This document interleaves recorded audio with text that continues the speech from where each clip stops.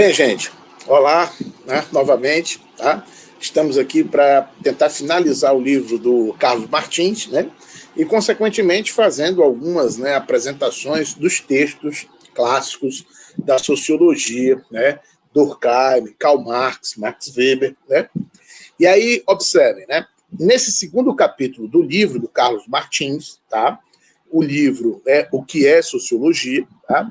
A gente está tratando da formação propriamente dessa ciência, a ciência, né, sociológica. E, consequentemente, como já vimos nas aulas passadas, um dos principais teóricos sistematizadores desse pensamento é o Emile Durkheim, tá?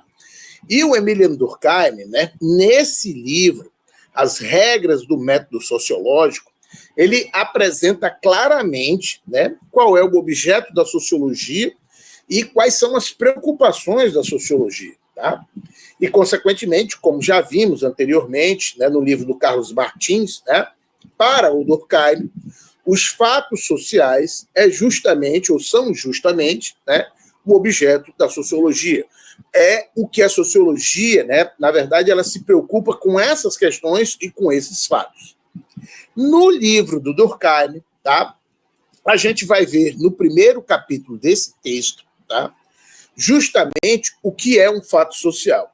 Então, o livro está disponível na biblioteca da disciplina. Leiam esse capítulo, que é imprescindível para a gente entender, né, como a sociologia ela se constitui, né, qual é o seu objeto. Né? Toda ciência ela tem um objeto de pesquisa, ela tem um objeto de estudo, tá? E, consequentemente, ela se constrói nessa perspectiva. Né? Vimos, né, que o Durkheim ele é influenciado pelo Saint-Simon, é influenciado pelo Augusto Comte, mas, além do Saint-Simon, para além do Saint-Simon, para além do Augusto Comte, é o Durkheim, propriamente, né, que constrói, né, como a gente já viu anteriormente, essa cátedra, né, que a gente vai conhecer ela como sociologia, ok? Ela vai se tornar uma disciplina universitária, ela vai se constituir como uma ciência universitária. E vamos ler um fragmento, um pedaço, ou alguns pedaços do capítulo 1, né, o que é um fato social, e vamos lá para a página 37, ok? Então, a página 37 do livro do Durkheim, tá? Como eu disse para vocês, está disponível na biblioteca. Sugiro que vocês leiam, baixem, né, o texto e leiam, tá? Leiam o capítulo todo, leiam o livro todo, tá? Mas tem alguns fragmentos que são mais importantes, né, que a gente deve frisar. Então, vejam logo no começo do primeiro capítulo, tá? Então, observem, tá? As palavras de Emile Durkheim, né? Antes de indagar qual é o método que convém ao estudo dos fatos sociais, importa saber que fatos designamos assim. A questão é tanto mais necessária quanto nos servimos desta qualificação sem grande rigor. Empregamo-la corretamente para designar pouco mais ou menos todos os fenômenos que ocorrem na sociedade, por pouco que apresentem e com uma certa generalidade algum interesse social. Observem, né? Segundo Durkheim, ele tenta, né, localizar e, consequentemente, definir propriamente o fato social para compreender essa realidade e essa perspectiva que envolvem, né, as questões, né, ou os fenômenos da sociedade. Ok? Mas, deste modo, não há, por assim dizer, acontecimentos humanos que não possam ser apelidados de sociais. Todos os indivíduos bebem, dormem, comem, raciocinam, e a sociedade tem todo o interesse em que essas funções se exerçam regularmente. Ora, se estes fatos fossem sociais, a sociologia não teria um objeto que lhe fosse próprio, e o seu domínio confundir-se-ia com os da biologia e da psicologia. Observem que o Durkheim, né, vai tentar fazer a separação para deixar claro, para que a gente entenda qual é o objeto da sociologia e o que é sociologia, ou seja, quais são as preocupações da sociologia. Tá?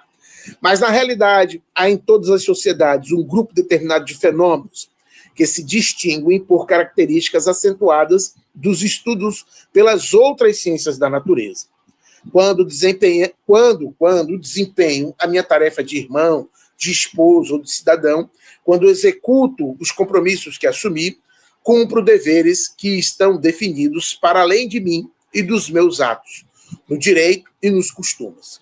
Mesmo quando eles não estão de acordo com os meus sentimentos próprios, e lhes sinto interiormente a realidade, esta não deixa de ser objetiva, pois não fui eu que os estabeleci, antes os recebi pela educação. Tá?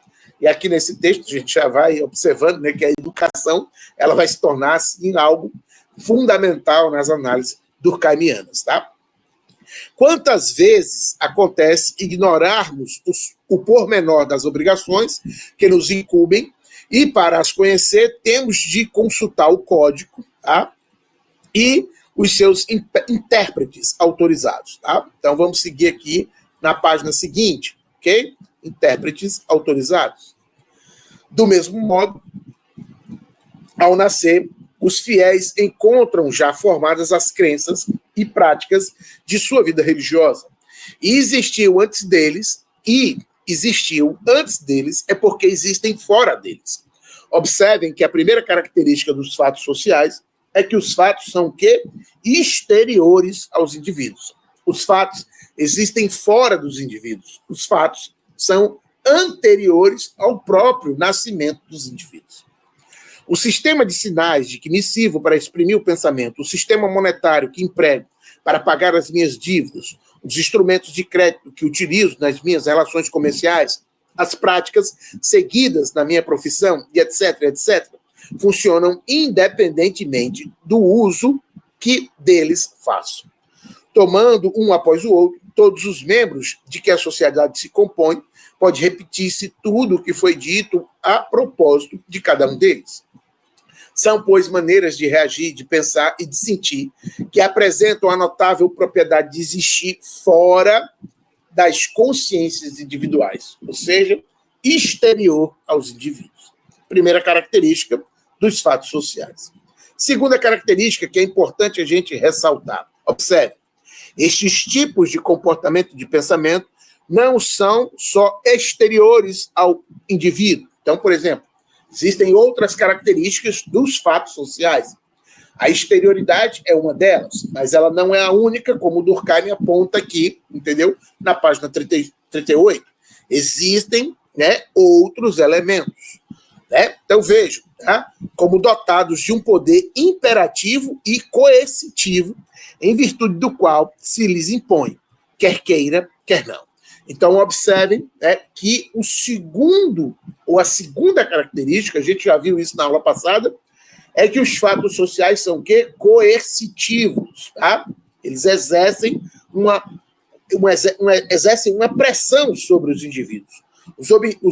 Os indivíduos se sentem obrigados a cumprir, né, ou determinados comportamentos, determinadas funções, né, agir de determinados modos. Por quê? Porque os fatos sociais, eles imprimem essa característica de coerção.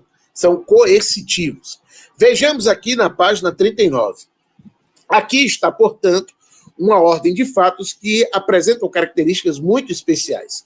Consistem em maneiras de agir, de pensar e de sentir exteriores ao indivíduo e dotadas de um poder o quê? Coercitivo, em virtude do qual se lhes impõe.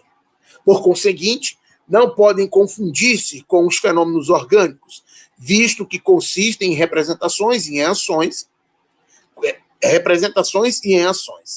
nem com os fenômenos psíquicos, que não têm existência senão na consciência individual e devido a ela. Tá? Então, o Durkheim está fazendo a separação e deixando claro que a sociologia não estuda o mesmo objeto da psicologia e não estuda o mesmo objeto da biologia. É totalmente diferente. A sociologia se preocupa com os fatos sociais. Constituem, pois, uma espécie nova, e a eles se deve atribuir e reservar a qualificação de sociais. Estas convém-lhe, pois, é evidente que, não tendo o indivíduo por substrato, não podem ser outro senão a sociedade, quer seja a sociedade política em sua totalidade, quer um grupo, né, quer um dos grupos parciais que engloba. confissões religiosas, escolas, políticas, literárias, corporações profissionais e etc.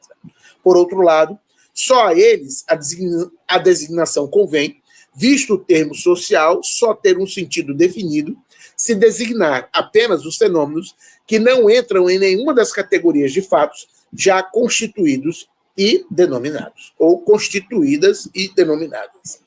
Eles são, portanto, domínio próprio da o quê? Da sociologia. Eles são, portanto, domínio próprio da sociologia. Tá? Vamos seguir um pouco mais adiante, tá? E vamos, né, para a página 41, ok? Na página 41, para a gente entender um pouco melhor essas concepções, né, durkheimianas e, né, perceber a terceira característica, né, dos fatos sociais. Existem 3 características. 2 características já identificamos. São exteriores aos indivíduos. São coercitivos, exercem uma coerção sobre os indivíduos, ok? E a terceira, a gente vai ver, tá? Possui uma generalidade, certo? Ou seja, ocorre dentro da sociedade como um todo. Não é algo particular, é algo que afeta a sociedade como um todo. Tem uma representatividade social geral, dentro de uma perspectiva geral. Tá? Vejam na página 41. Essa definição do fato social pode, aliás, confundir-se com uma experiência característica. Basta observar a maneira como são educadas as crianças. Basta observar a maneira como são educadas as crianças. Quando reparamos nos fatos tais como são e como sempre foram, salta aos olhos que toda a educação consiste num esforço contínuo para impor à criança maneiras de ver, de sentir e de agir, às quais ela não teria chegado espontaneamente.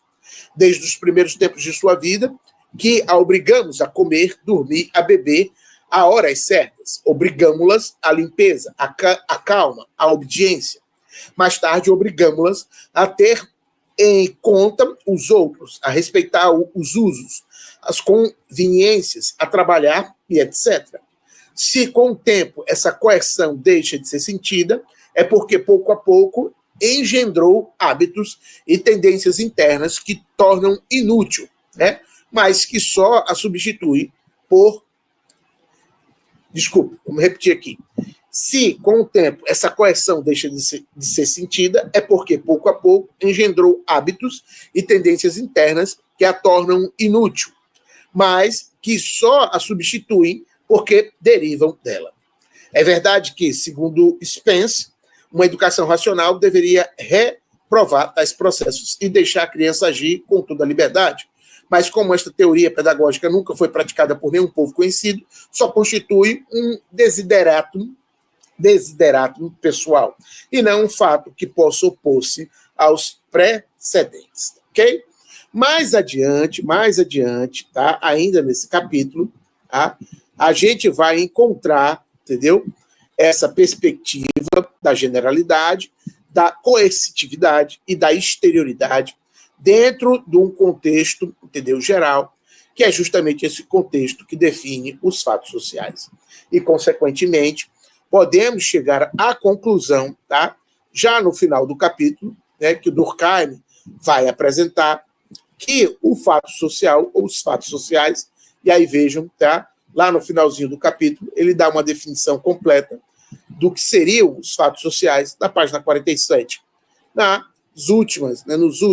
últimas palavras da página 47. Observe, fato social é toda maneira de fazer, fixado ou não, suscetível de exercer sobre o indivíduo uma coerção exterior, ou então que é geral no âmbito de uma dada sociedade, tendo, ao mesmo tempo, uma existência própria, independente de suas manifestações individuais.